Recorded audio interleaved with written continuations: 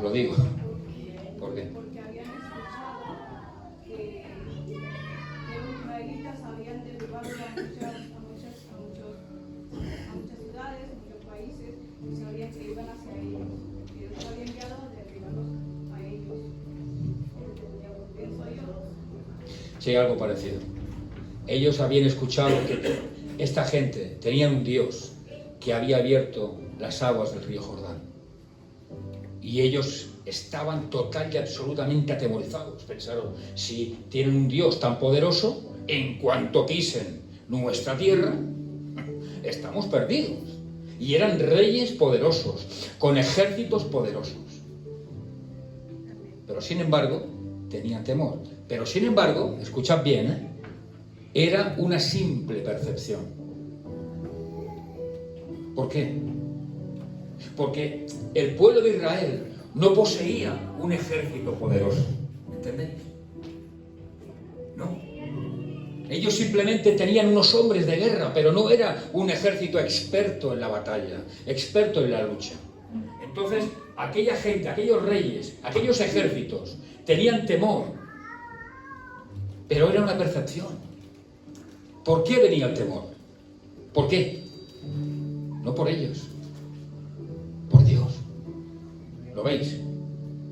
Ellos ni tan siquiera entraron a valorar cómo era el ejército de Israel.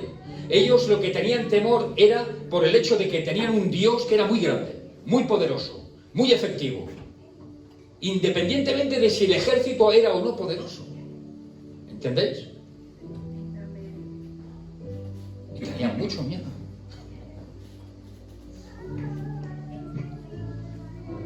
¿Me seguís, iglesia? Sin embargo, escuchad, las cosas habían cambiado desde que cruzaron el río Jordán. Y habían cambiado de forma considerable, de forma importante. ¿Por qué? Porque el pueblo hasta ahora se alimentaba de algo que era denominado el maná, ¿verdad? Era un milagro. Y todo el mundo comía del maná. Pero ahora el maná había desaparecido. Ahora estaban comiendo del fruto de la tierra. ¿Entendéis? El tiempo ese tan maravilloso, ese tiempo de tanta y tanta bendición, se había terminado. Ahora el pueblo no tenía que esperar a que sucediera el milagro cada vez que aparecía el rocío de la mañana y descendía el milagro a través del maná. No, ahora tenían que trabajar con sudor de su frente para cultivar, para que hubiera fruto de la tierra. ¿Entendéis? Ese tiempo se acabó. Hay tiempo para todo. Hay tiempos que son maravillosos, donde a uno todo le va bien, todo, absolutamente todo, todo. Y viene a la iglesia o está en la presencia de Dios y siente la gloria y Dios lo bendice de una forma extraordinaria. Pero hay tiempos en los cuales, o etapas, eso cambia. Eso tan maravilloso cambia. Y no es solamente para ellos, es para todos, para ti y para mí. Cambia. Y uno tiene que esforzarse más. ¿Sabéis que el maná a todo el mundo le gustaba? Porque era un milagro. Pero lo que salía del fruto de la tierra no todo el mundo le gustaba. Pero sin embargo tenían que comer para alimentarse. Amén. Entonces, aprendamos de que no siempre todas las cosas en Dios, ni todos los tiempos en el Señor, son tiempos maravillosos. Hay tiempo para todo, lo dice Eclesiastés, mejor dicho, bajo los cielos. Tiempo para todo, y aquí lo vemos. ¿No podía Dios haber alimentado al pueblo a través del maná? ¿Haber seguido alimentándolo? Sí, pero Dios ya lo sabía. No sé qué palabra utilizáis, pero yo digo a un crío cuando se le trata demasiado entre algodones, se dice que lo estás mimando, que lo estás tratando demasiado bien, ¿entiendes? Y luego él no aprende por sí mismo. Por tanto, Dios no quería de alguna manera que el pueblo pues estuviera criado de esta manera. Eso se acabó. y empezó un tiempo nuevo para ellos. Así que Dios se propuso acabar con todos aquellos reyes y aquella población que estaba en aquella tierra. ¿Y por qué? ¿Por qué se propuso acabar con ellos? ¿Por qué pensáis? Porque no hacían realmente lo que Dios quería que hicieran, ¿no? ¿Qué tipo de gente eran esos? ¿Hacían la voluntad de Dios o no hacían la voluntad de Dios? ¿Eran gente abominable ante los ojos de Dios o eran gente normal ante los ojos de Dios? No, ¿verdad? Era gente que hacían lo abominable, cosas que un día, si queréis, ya hablaremos. Eran gente abominable, desde sacrificios hasta rituales sexuales, rituales satánicos, todo tipo de cosas impensables. Cuando pensáis en Sodoma y Gomorra, bien, pues eso se puede incluso multiplicar. ¿De acuerdo? Era una tierra podrida, por gente podrida. Y Dios dijo, esta gente, estos, yo te los entrego a ti, Josué, junto con la tierra, porque son abominables delante de mí. Y porque están poseyendo una tierra que no se la merecen. Vosotros vais a poseerla. Fue la promesa. Amén. Por tanto, al Señor le plació entregar esa tierra y acabar con aquella gente. Escucha, ¿sabes que hay gente, a veces, situaciones que suceden igual en las iglesias? ¿Nunca te has llegado a plantear este tema? Igual.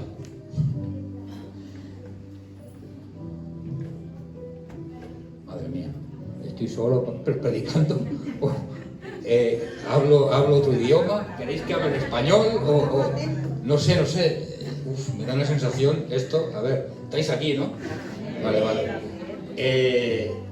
El Señor a veces tiene que sacar gente de las iglesias porque hacen lo abominable, no hacen bien. ¿Entendéis? Son como manzanas podridas. Igual que esa gente que estaban allí viviendo en la tierra, que era la tierra de Canaán. ¿Entendéis? Por eso, alguien que tenga, y déjame, no sé por qué lo digo, pero bueno, alguien que tenga sabiduría, sabe que las cosas no se pueden hacer por uno mismo, por una misma. Hay que dejar actuar a Dios en su tiempo, en su kairos. ¿Entendéis? Verso 1 dice: ahora Jericó estaba cerrada. Y dice que nadie entraba ni salía. Escucha, Jericó era una ciudad totalmente idolátrica. Cuando el pueblo, vamos a centrarnos un momentito. Cuando el pueblo cruza el río Jordán y pisa con la planta de sus pies la promesa de Dios, ¿cuál es la primera ciudad que se encuentra para conquistar? ¿Cuál es? ¿Cuál es el primer problema que tiene delante suyo? ¿Cuál es? Jericó.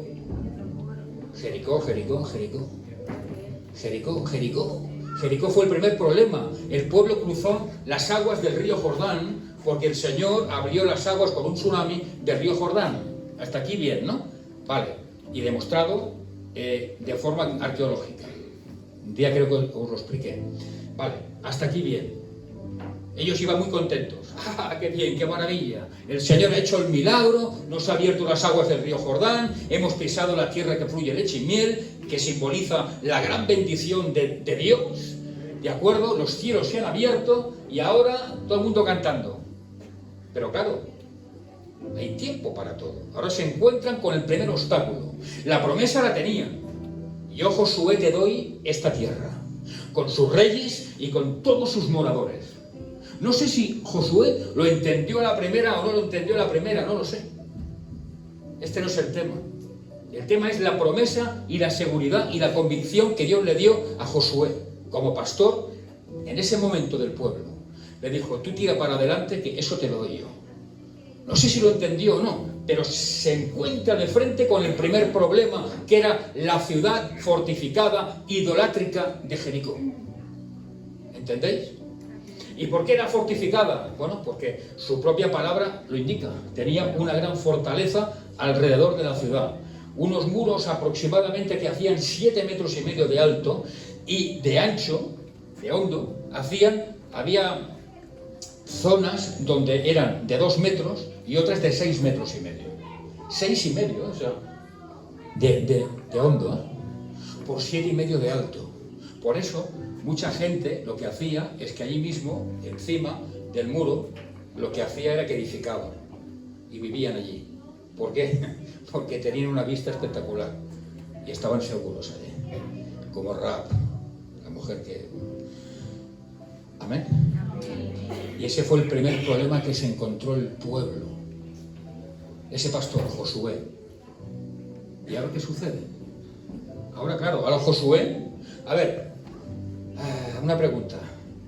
¿Cuántas personas eran más o menos el pueblo de Israel? ¿De qué se componía? ¿De cuántas? 3 millones. Unos 3 millones aproximadamente. Aproximadamente. ¿Vale? O sea, pues ahora imaginaros. Cerca de Jericó, el pastor, que era Josué, y los cerca de 3 millones de personas allí. Bueno, ¿y ahora qué? Y parte del ejército. Josué, ¿qué? ¿Qué hacemos? ¿Saltamos el muro? ¿O qué hacemos, chico? Porque... Y Josué, no sé. ¿Qué hacemos? Manolo, ¿qué hacemos? No sé. Pues Josué se encontró así. ¿Qué hacemos? ¿Y qué tuvo que hacer Josué? ¿A quién pensáis que Josué acudió? ¿A quién le preguntó Josué de qué forma tenía que actuar? ¿A Manolo o a Dios? Ah, hombre, gloria a Dios. Menos mal, que por lo menos Josué preguntó a Dios. Y dice la palabra que Dios se le apareció a Josué y le dijo de qué manera tenía que actuar, de qué forma tenía que actuar. O sea, absolutamente todo lo iba a hacer Dios. Y solamente Dios demandó una cosa de Josué como pastor y del pueblo. ¿Sabéis qué cosa? ¿Lo queréis saber? ¿Sí? De verdad, ¿eh? Obediencia. Uf, qué complicado, ¿eh? Dijo, yo lo voy a hacer todo, pero solamente tenéis que obedecerme. Solo. Que a veces cuesta. Porque a veces uno no entiende las cosas de Dios. Pero, Señor, pero sí, a ver, hay gente que a veces discuten con Dios. Pero, Señor, si esto es muy fácil, mira, esto es así. Y Dios dice, no, será fácil para ti. Pero yo sé más que tú. Tienes que hacer de otra forma y hacer eso. Solamente obediencia. No tenían que hacer absolutamente nada más. ¿Y qué tenían que hacer? Te lo voy a explicar.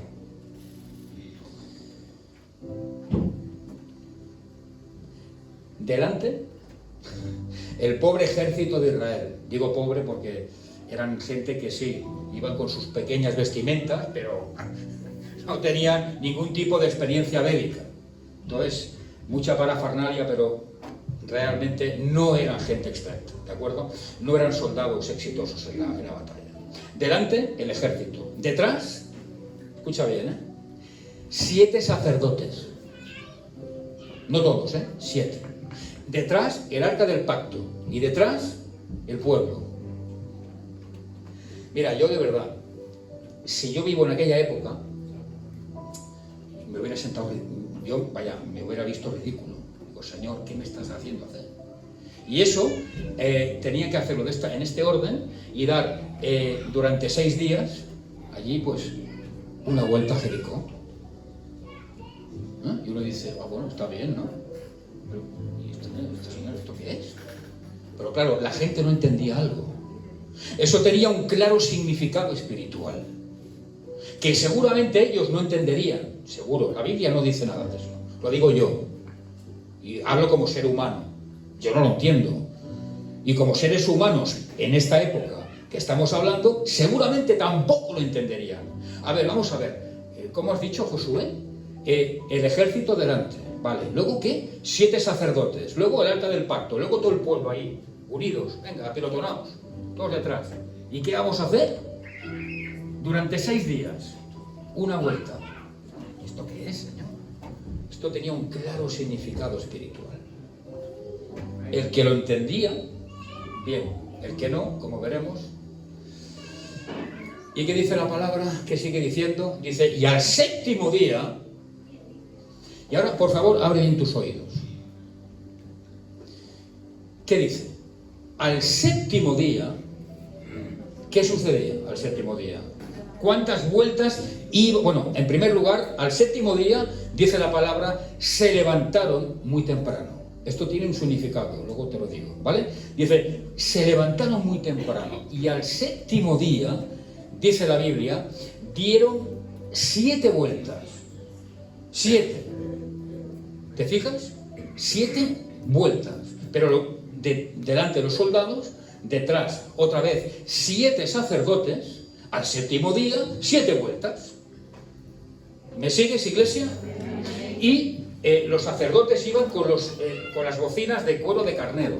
Pero en este séptimo día hubo una gran diferencia. En lugar de ir de forma, diríamos, sin hacer ruido, de forma silenciosa, ahora, a la orden de Josué, empiezan a tocar las bocinas de carnero y el pueblo empieza a gritar. Yo sigo sin entender nada. Yo si vivo en esa época, digo, Señor, no te entiendo. O sea, a ver, vamos a ver. 6 días sin hacer ruido. Callados, todo el mundo callado. Se oirían seguramente no sé, llevarían sandalias, pero algo metálico llevarían, espadas o algo. Tanta gente caminando en silencio, se escucharían sus pasos, el ruido de los sables, no sé, de las espadas. En silencio. Nadie se quejó. Al séptimo día se levantan muy temprano y dan 7 vueltas. Al séptimo día. Pero siguen los 7 sacerdotes. Escucha, esto tenía un claro significado espiritual. ¿Amén? ¿Te lo digo? ¿Quieres saber? Mira. Tú sabes, nada, solamente para que veas, he escogido, me parece, 3 o 4 ejemplos. ¿Tú sabes lo que simboliza, lo que significa el número 7 bíblicamente hablando? Hay gente que dice la perfección, no sé qué. Si escucháis esto, no es real, es mentira. No es esto, ¿eh? No. Es llegar, alcanzar, intentar alcanzar la perfección, que es diferente. Muy diferente. Una cosa es ser perfecto y otra cosa es intentar alcanzar la perfección. No seremos perfectos hasta que no tengamos un cuerpo glorificado. Cuidado con eso. Porque he escuchado cosas de predicaciones. No es la perfección. Es muy diferente, iglesia.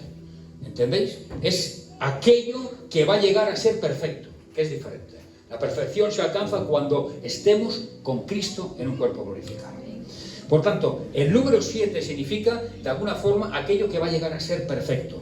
Escucha, mira. Cuando a Pedro se le pregunta, no sé si os acordáis, ¿cuántas veces podía perdonar a alguien? ¿Qué contesta Pedro? 70 veces 7. La perfección multiplicada por 70. O sea, en otras palabras, siempre. El Señor no dice, bueno, a ver, tú, que tienes un carácter muy impulsivo, venga, perdonarás 10. Y tú 5. Y tú que eres más bonachón, vas a perdonar 15. No, te dice 70 veces 7. O sea, chico, que somos diferentes, que somos cristianos, que aunque te cueste tienes que perdonar y punto y final, y es lo que hay. Y es la diferencia que hay entre tú y el mundano. Amén. 70 veces 7. En el episodio del leproso, el profeta de Dios le dijo que se sumergiera al leproso 7 veces en el río Jordán. ¿Y alguien se acuerda qué le sucedió al leproso? Quedó limpio como la piel de un bebé. Exactamente. Obtuvo la sanidad. No podía haber dicho, Sumérgete una vez, o dos, no, 7. 7. ¿Vale? ¿Me seguís? ¿Cuántos diáconos, ya en el Nuevo Testamento, cuántos diáconos se nombran para el servicio de la iglesia? ¿Cuántos? Hombre, qué casualidad, Ni 5 ni 6.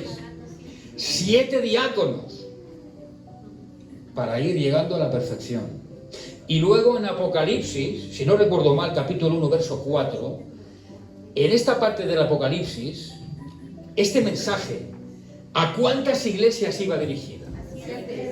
Hombre, es que si decís 8 ya, me bajo de aquí y me largo, claro. Hablamos del 7, pues, hay que fácil. 7 a 7 iglesias, ¿no? Por tanto, el número 7 es un número que simboliza el camino hacia la perfección. ¿Qué quiso decir Jesús con esto?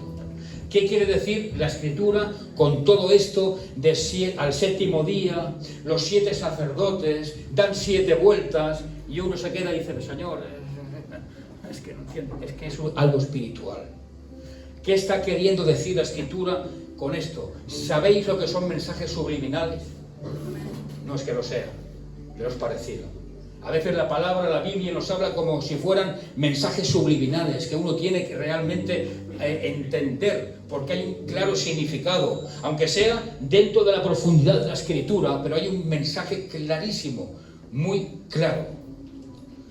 Es como que el Señor estaba intentando demostrar, si me obedeces, todo va a llegar a ser perfecto en tu vida. Amén. Esto es lo que simbolizaba. ¿Me entiendes? El número 7 es el camino hacia la perfección. Repito, nunca conseguiremos la perfección a no ser que sea junto a Cristo con el cuerpo glorificado.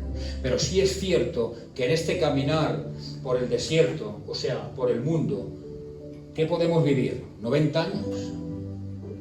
¿80? ¿150? Manolo. Pero al final se acaba. Y, exacto, solo Dios lo sabe. Entonces, de alguna manera, es un caminar que vamos hacia la perfección. Cada día nos tenemos que ir perfeccionando. Pero cuidado, si obedeces a Dios, las cosas en tu vida van a ser perfectas. En tu trabajo, en tu familia, en tu caminar. Todo lo que suceda va a ser la voluntad de Dios. Cosas perfectas. Por eso el Señor nos quiso enseñar esta enseñanza espiritual. Pero Señor, ¿por qué 7 veces? Porque sí, vaya, yo creo que el pueblo mismo, el ejército mismo, no entendería, ¿verdad? Esas vueltas, esa parafernalia, entre comillas, ¿no? Y era una enseñanza espiritual para llegar a eso. Debéis obedecerme.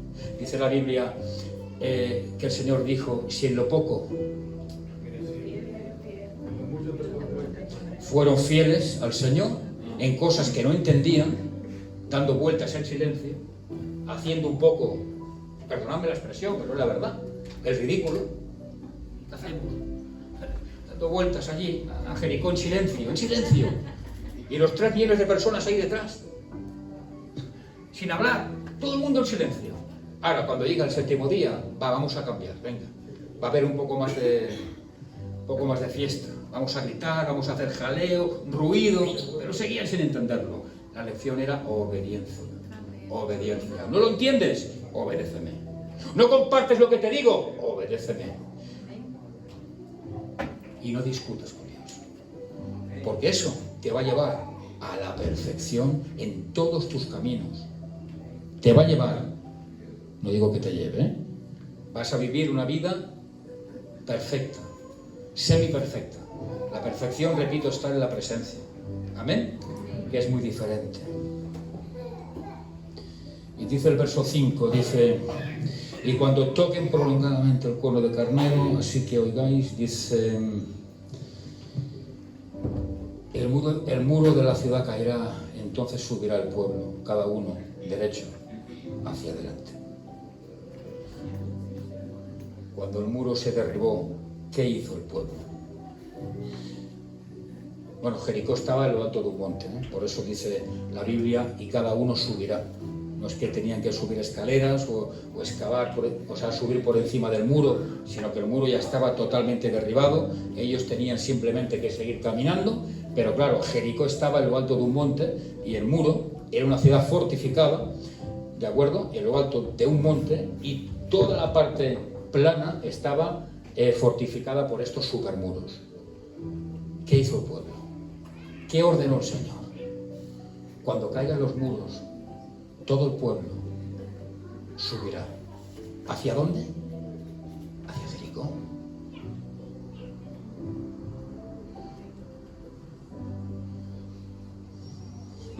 ¿Estáis escuchando, iglesia? ¿Sí? Subirá hacia Jericó. ¿Qué dice la Escritura? Todos juntos. Todos juntos. No cada uno por su lado. No. Escucha, mira. Dice la palabra que al séptimo día se levantaron muy temprano. Y la palabra, la Biblia, en ninguna parte de la Escritura yo veo que esté escrito, plasmado, registrado alguna queja del pueblo. No hubo nadie que se quejara. Absolutamente nadie. Nadie. Y eso era un esfuerzo, porque tú sabes lo que es movilizar a todo el ejército y a casi 3 millones de personas. Eso llevaba su tiempo, un esfuerzo. Josué tuvo que, de alguna manera, nombrar a gente que estuvieran de forma puntual en diferentes zonas para movilizar a todo el pueblo. Pero nadie se quejó. Nadie dijo nada. La gente, aunque no entendía nada, creo, o quizás algunos sí, entendieron que era de un ámbito espiritual, pero nadie se quejó. Todo el mundo se levantó. ¿Entiendes, iglesia? ¿Y por qué nos quejamos nosotros a veces, iglesia? ¿Por qué nos quejamos? No estoy a gusto en este sitio. No fluyo en este sitio. Y me quejo contra Dios. ¿Por qué? ¿Por qué no hay la unidad de las iglesias que Dios de alguna forma nos está demandando aquí en esta parte, diríamos, de la Escritura? Porque aquí simbólicamente nos está demandando que la iglesia esté caminando día a día, problema a problema, situación a situación, hacia adelante. O sea, juntos. Juntos, ¿entiendes? Sin crítica, sin murmuración, sin mirar por encima del hombro al otro. ¿Entiendes? ¿Por qué cuesta tanto eso? Pastor, es que yo no tengo tiempo, yo tengo un trabajo que yo no. Escucha, mira, te voy a dar un ejemplo. Un ejemplo de lo que de alguna manera simboliza el esfuerzo. ¿Alguien conoce a John y Susan Wesley? En persona no, claro, pero su nombre, no. Ellos son los padres de lo que, para que me entendáis, de todo el movimiento evangélico en Gran Bretaña. ¿Sabéis cuántos hijos tuvo Susan Wesley? 19. 19 hijos. A ver, que nadie me malinterprete, ¿de acuerdo? Pero en sus memorias, ella decía, cada día, a pesar de tener 19 hijos, yo dedico 1 hora para mi Dios. Que no quiere decir 1 hora, ¿de acuerdo? Que puede ser simbólico. 5 minutos, da igual. 10 minutos, 15 minutos, da igual. Ella lo hacía así porque lo sentía. Perfecto, gloria a Dios. Pero hay gente que con 10, 15, 20 minutos ya hay bastante si es de corazón. ¿Me entiendes? ¿Por dónde voy? Bien, pues ella con 19 hijos, en sus memorias decía, cada día dedico 1 hora para mi Dios. Pues bien, el Señor utilizó a John y a Susan Wesley en su época para ser los pioneros del mundo evangélico en Gran Bretaña. ¿Entendéis? Y eran gente como tú y como yo, ocupados con sus trabajos, con sus problemas, con sus situaciones, pero tenían tiempo para Dios. ¿Entendéis? Y esa es la gran diferencia, ¿no? A veces, tener tiempo o no tener tiempo. Señor, perdona, es que no tengo tiempo. Es que, mira, ¿sabes qué? Ya me tomo el café con leche de pie, me voy, me largo y conduciendo y no sé qué, y un estrés, una cosa. Y si es que lo hago, si no, pues mira, ya mañana, es que... Señor, sabes que estoy en el siglo XXI y no hay tiempo. Nada. Sandeces. El tiempo para Dios tiene que ser inmutable, inamovible e intocable. Amén. Y ellos fueron los pioneros, con 19 hijos. El Señor, de alguna manera, a través de esta parte de la Escritura, nos está demandando obediencia. La obediencia te va a llevar a vivir una vida casi perfecta en sus manos. ¿Entiendes, iglesia? De eso se trata. Aunque no entiendas, no te quejes. No te quejes. Y perdona, que soy el pastor, pero tengo que decirlo. Ya sé que no queda muy bien, ya sé que puede ser que no sea muy ético. Lo sé. Lo asumo. Lo asumo. No me gusta hablar así, pero te lo voy a decir. Hay veces que yo siento de Dios cosas y digo a las personas y digo, tú tienes que hacer esto y tal y estar en este lugar. Y la persona se me queja. Pues no te estés quejando. A mí no te me estás quejando. Te quejas a Dios. Y no me gusta hablar así, porque no. Pero es la verdad. ¿Para qué vamos a ocultarlo? Otra cosa es que yo me lo invente, ¿verdad? Si me lo inventara, pues ya no digo nada. Pero, ¿entiendes?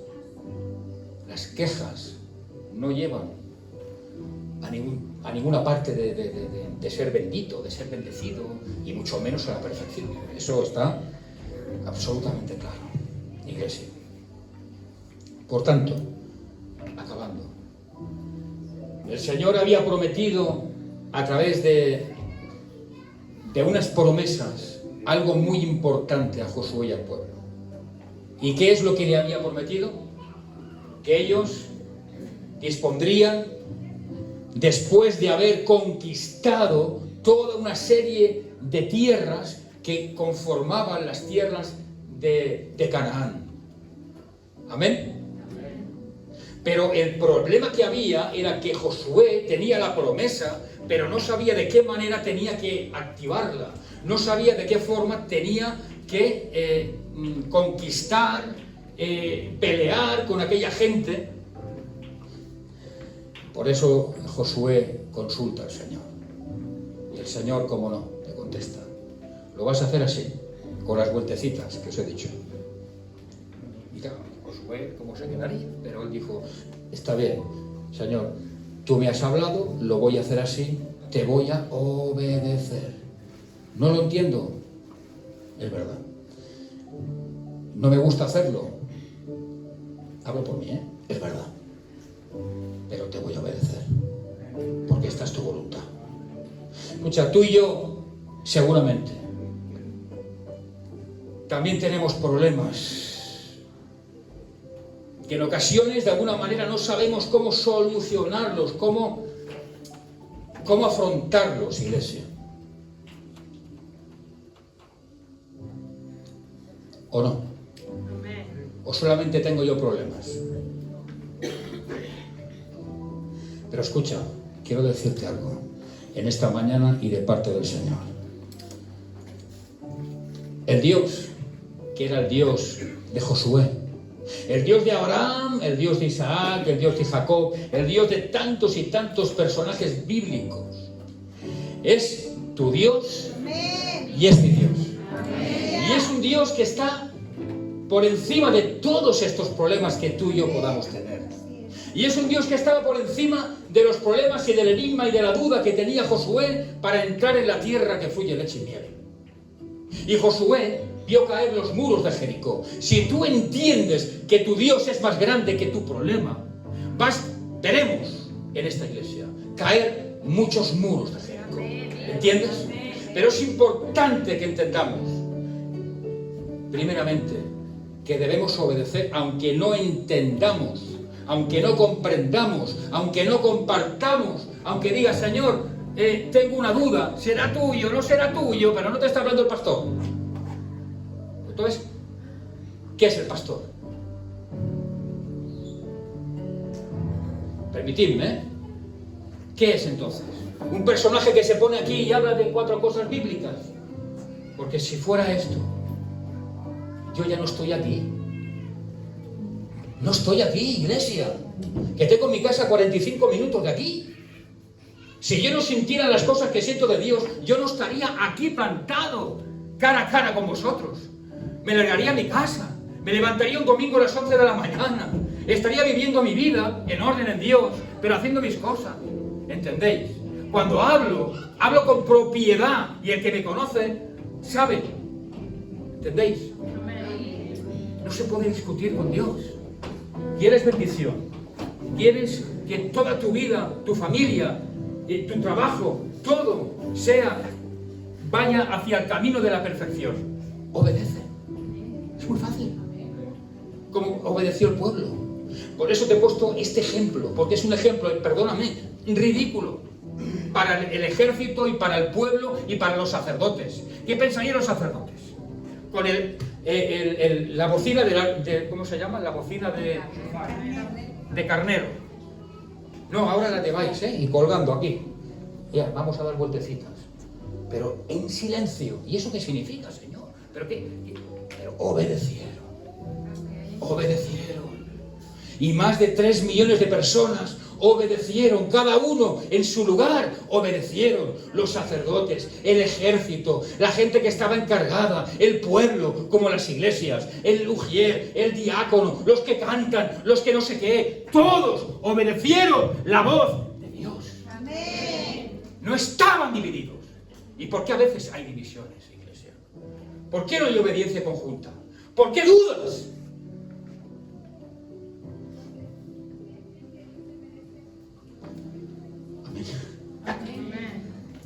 Hasta aquí. Ya me he quedado tranquilo. Que Dios os bendiga mucho. Vamos a orar.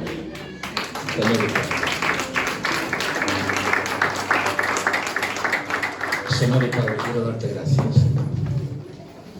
Gracias por tu presencia, Señor, y gracias por poder compartir